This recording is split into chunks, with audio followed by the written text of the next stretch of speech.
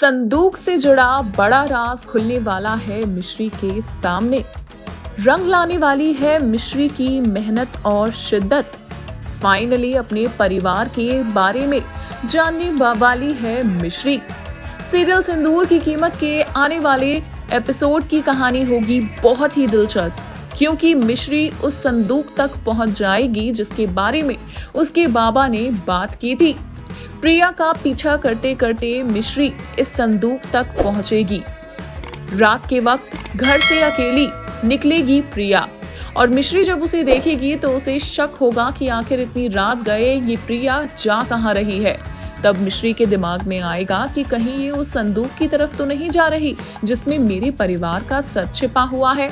इसीलिए सारे काम धाम छोड़कर अब मिश्री निकलने वाली है प्रिया के पीछे, जिसके साथ ही वो पहुंचेगी उस संदूक के पास। इस संदूक और प्रिया में बहुत कम फासला होगा।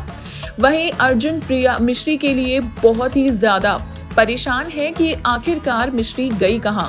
इसके बाद अर्जुन मिश्री का पता लगाने के लिए घर से बाहर निकल जाएगा और उसे कुछ क्लू मिलेंगे जो मिश्री की डायरेक्शन की तरफ इशारा करेंगे। अब धीरे धीरे करके अर्जुन भी प्रिया और मिश्री के पीछे होने वाला है।